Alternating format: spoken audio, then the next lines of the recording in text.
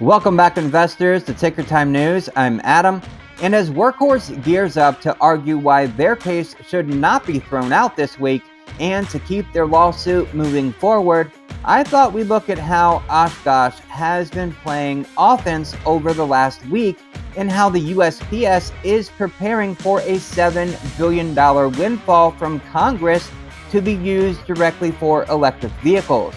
Now, before we get started, smash the like button, share this video with your friends, and click subscribe to join our family of investors. Now, let's get started.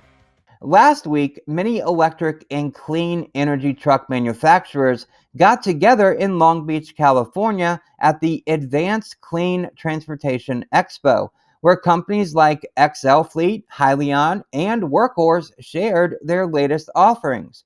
Now, I'm not sure whoever did the vendor floor plan, but I don't think they knew about a certain lawsuit because they put Oshkosh one space away from Workhorse. This is hilarious. I'm sure there were many stare downs from both sides since the two are locked in a fierce court battle right now. Now, during the event, Oshkosh's CEO made what I'd call an offensive move to try to grab some government money that's been earmarked for electric vehicles. More on that in just a moment. When talking about their electric vehicle for the USPS, that I have to add was never built, he said, quote, "The vehicle was designed not just to be electric. It's great that it's electric, but it is designed to deliver huge productivity and safety benefits for the postal carrier." Oshkosh has built electric vehicles for more than 20 years, but they've always been more or fewer one-offs for special purposes. And he continued, quote, "With the multi-million dollar order for new mail trucks that make up the largest fleet in the US and maybe even the world, what we've seen happen in just the last few years is the economics have gotten to the point where we can apply this technology to a much broader number of use cases." He even said, quote, "We looked at every little thing that a postal carrier does, and we designed it for the height of that vehicle. The way the doors open and close were built for a specific reason. The technology on the vehicle in terms of auto stop, auto braking, and surround cameras." Now, his tune has totally changed.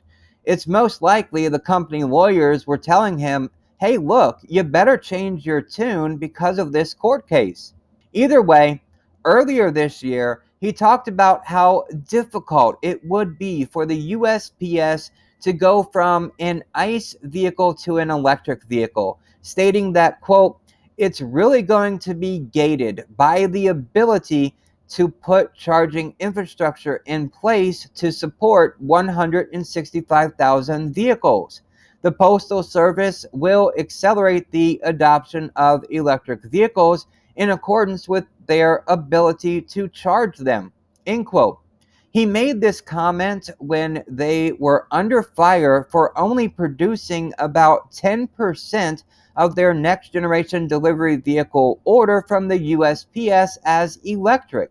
Now, what does this sound like to you? Does that sound like someone who is about to lose a lawsuit and wants to get in the good graces of the public? Or does that sound like someone who may have to compromise and work out a deal between the government and Workhorse on producing electric vehicles? Let me know in the comments what you think his complete 180-degree turn on electric vehicles might mean. Now, on to some good news for the electric vehicle industry as a whole. Last week, the House Oversight and Reform Committee approved $12 billion for federal electric vehicles, giving more than $7 billion to the USPS, which owns about 1/3 of all federal vehicles. Around $5 billion would go towards General Services Administration to purchase 160,000 electric vehicles and infrastructure like charging stations. Now, this is great news for companies like Workhorse, Tesla, and ChargePoint. The infrastructure spending would help meet some of the goals set by President Joe Biden, who signed an executive order on his first month in office to electrify the government's fleet of vehicles. The funding also comes close to what the USPS previously asked for from Congress. Remember, Postmaster General Louis DeJoy told lawmakers in March that the USPS needed $8 billion to electrify the fleet. So, could the USPS electrify their fleet with $7 billion instead of $8 billion? I think they probably could. Now, mark your calendars for September 15th, as that's the day oral arguments begin in the Workhorse v. United States federal case. Now, this argument takes place at 2 p.m., and it's an in-person argument before Judge Zachary Summers. Since this is a late afternoon argument, it's possible we will not get a verdict on the same day. But nevertheless, I will be watching it closely and I will give you my thoughts on it, whether positive or negative. And maybe to speed up the process of creating the videos and editing them, maybe I'll just do a live stream when the announcement is made. Let me know in the comments what you think. Will Workhorse's case be dismissed, or will they have a chance to fight another day? Thank you so very much for watching. I will see you in the next video.